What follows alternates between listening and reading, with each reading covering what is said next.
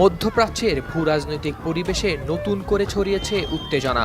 মঙ্গলবার রাতে ইরান ইসরায়েলে সামরিক ঘাঁটিতে চালায় শতাধিক ব্যালিস্টিক মিসাইল হামলা। একের পর এক মিসাইল আঘাত হানে ইসরায়েলের গুরুত্বপূর্ণ স্থাপনায়, যার মধ্যে অন্যতম ছিল মোসাদের সদর দফতর, নেভাতিম বিমান ঘাঁটি এবং টেলনোফ এয়ারবেস। এসব হামলা ইসরায়েলের নিরাপত্তা ব্যবস্থাকে ফেলে দিয়েছে বড় ধরনের চ্যালেঞ্জের মুখে। মার্কিন সংবাদ মাধ্যম সিএনএন এ হামলার ভিডিও বিশ্লেষণ করে জানায়, ইরান থেকে ছোড়া ব্যালিস্টিক মিসাইলগুলোকে ইসরায়েলের অন্তত ৩টি সামরিক স্থাপনায় একের পর এক আঘাত হানতে দেখা গেছে, বিশেষ করে নেভাতিম বিমান ঘাঁটি। ভিডিওতে দেখা যায় আকাশের দিকে তাক করা ক্যামেরায় কয়েক ডজন মিসাইল এই ঘাঁটিতে আছড়ে পড়ে এবং প্রতিরোধের চেষ্টা করা হলেও কয়েকটি মিসাইল সরাসরি আঘাত হানে।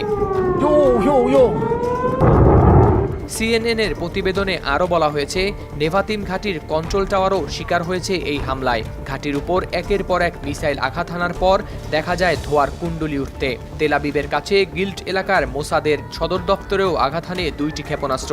সেখানে থাকা আবাসিক ভবন এবং বাণিজ্যিক স্থাপনাগুলো মিসাইলের আওতায় ক্ষতিগ্রস্ত হয়েছে। ইসরায়েলের সামরিক বাহিনী জানায়, এই হামলায় ইরান প্রায় 180টি মিসাইল ছুড়েছে, যার মধ্যে অনেক মিসাইল আকাশেই করা হয়েছে ভূপাতিত। তবে দক্ষিণ এবং মধ্য ইসরায়েলের কিছু অংশে মিসাইল আঘাত হেনেছে এবং কিছু ক্ষয়ক্ষতির খবর পাওয়া গেছে। বিশেষ করে নেভাতিম বিমান ঘাঁটিতে ইরানের এই আক্রমণ বড় ধরনের ধ্বংসযজ্ঞের সৃষ্টি করেছে। ইসরায়েলি বাহিনী আরও জানায়, তারা প্রতিরোধমূলক পদক্ষেপ গ্রহণ করেছে, তবে এত বড় আকারের হামলার মোকাবিলা করা সহজ ছিল না। ইরানের এই ধরনের আক্রমণ সাম্প্রতিককালে সবচেয়ে বড় সামরিক চ্যালেঞ্জের একটি হিসেবে গণ্য করা হচ্ছে। এর আগেও এবছরের 13 এপ্রিল ইরান নেভাতিম বিমান ঘাঁটিতে ছুড়েছিল মিসাইল। সেবার ঘাঁটির ক্ষয়ক্ষতি তুলনামূলক কম ছিল, কিন্তু এবারকার আক্রমণ অনেক বড় এবং মারাত্মক আকার ধারণ করেছে। এই আক্রমণের ফলে মধ্যপ্রাচ্যের নিরাপত্তা পরিস্থিতি আরও জটিল হয়ে উঠেছে।